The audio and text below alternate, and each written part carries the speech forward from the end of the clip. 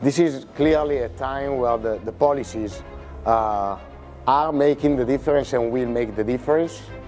Just to make an example, for the European Union market, we can take into account the import tax.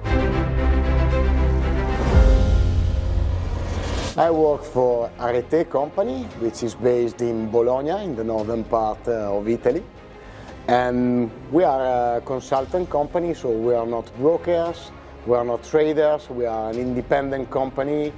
We work in the agri-food sector with different business units, and the business unit I work for is the market intelligence business unit, which means basically that we run market analysis and especially price forecast, which is our specialty, on many commodities, all of them in the agri-food sector. And who are your customers? Our customers are mostly based in Italy and just expanding also outside Italy. We just started the Areté Iberia office 6-7 months ago, which is doing pretty well. We want to see and we want to test ourselves, seeing if we can be of interest and support for the companies in their purchasing or selling strategy also outside Italy. Within Italy we are pretty well placed and we basically work together with the main food and agri-food company in Italy. And how do you see the growing markets in the EU now? Green markets, in the last weeks we gave a presentation today here at the Black Sea. It was our first time Black Sea conference, very excited. And we provided, especially for Europe, a quite tense outlook for wheat, for corn as well, a little bit more relaxed for soybean, which is basically in line with what has been going on in the last 2 months worldwide. So, as usual, Europe is tightly connected to the world market, mostly because for most of the agricultural raw materials we are importers. Yeah, wheat plays a kind of different role because in that market we are also a good player in export. Not this year, unfortunately, because 2024 crops were not quite good in terms of quantity of production.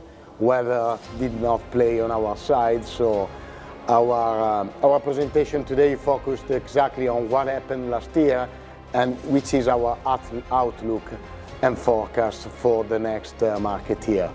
And what do you think the next market year?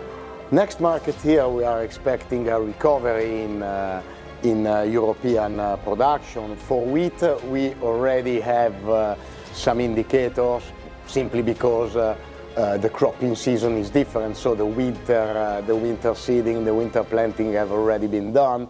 We have a potential increase, we have an actual increase in acreage in Europe and a potential increase also in acres, in yields, pardon, because weather so far so good. Then obviously we have to wait for the remaining month before the harvest.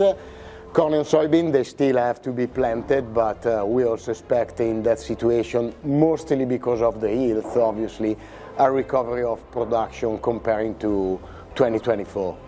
What I would say in this moment, despite the supply-demand, production estimates or forecasts, this is clearly a time where the policies are making the difference and will make the difference. Just to make an example, for the European Union market, we can take into account the import tax and import quota exemption that are still in place for Ukraine, but the deadline, for example, for this policy will be June 5th. So what will happen after that date will play an important role in the market and especially in trade flow. We have an important agreement that was just signed in December 2024 for the Mercosur, but it's signed. It doesn't mean it's already implemented. The European Parliament has to go through a process, an approval process, which looks a little bit complicated so far. And then we have at the end of 2025 the EUDR that is coming finally after 1 year delay is coming to be active. So many things around the policies. We have the exchange rates that are absolutely a key driver today, with a weak or weaker than in the last part of 2024, weaker euro. We have the interest rates and the ratio between European and US interest rates. So I know I'm not talking in this moment about range, yields, potential production. I'm talking about other macro and policies variables, but this is really the period where they count a lot, and we are still waiting as Europe to see what will be the decision, which will be the decisions in US in terms of taxes or tariffs, and what we expect as also the reaction in Europe with regard to this subject. What do you think about this trade war? Well, the only thing we can try to use, in our opinion, to understand what could be is that we have an history on that, because we already had a previous mandate for Mr. Trump, 4 years. And so maybe we can use that experience to try to understand what will be. In fact, if we look at the very first weeks, it seems like we are seeing the same movie, but fast forward.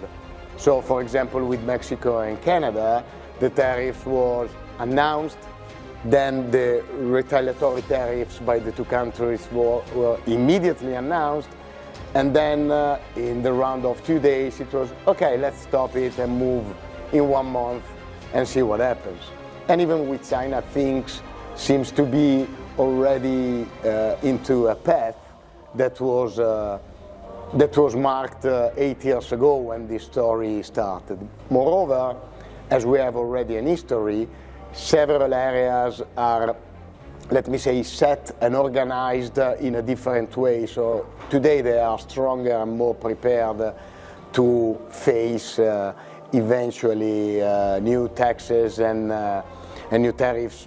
China first, obviously, because if we think about the big issues that we had at that time with the soybean market, in this moment China is no more as dependent on the US import as it was at that time. They moved most of the volumes to Brazil, sourcing from Brazil most of the volumes. So really the situation is it's similar but not the same. What do you think about durum wheat?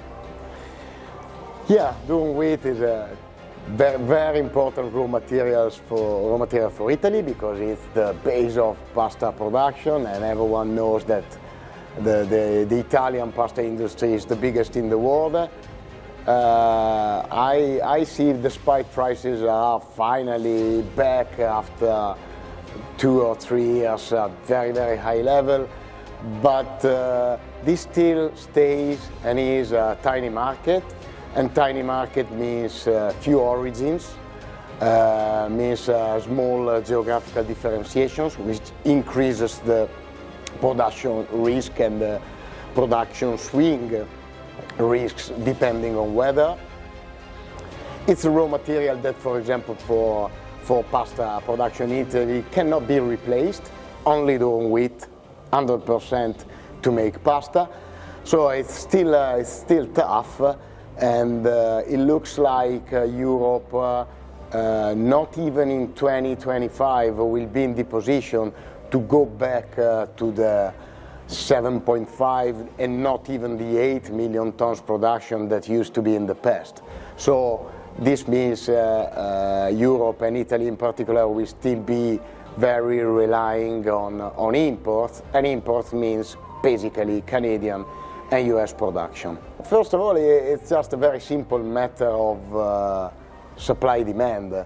Italy is one of the largest world producers, but at the same time is one of the biggest importers, simply because we have the biggest pasta industry in the world, which is to say the biggest consumption of durum wheat, milled and then transformed into pasta. And Canada at the same time is still the biggest exporter in the world. So the durum market cannot stay, live and work without the Canadian offer.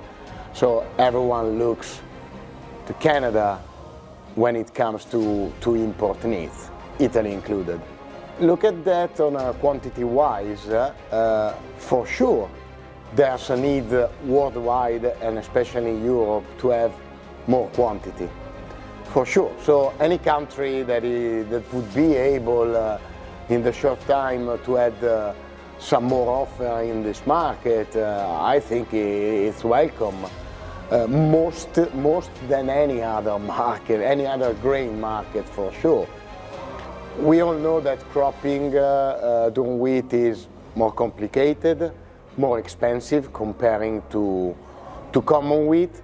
So what I would suggest to a farmer is to look for the right premium in price comparing to soft or common wheat.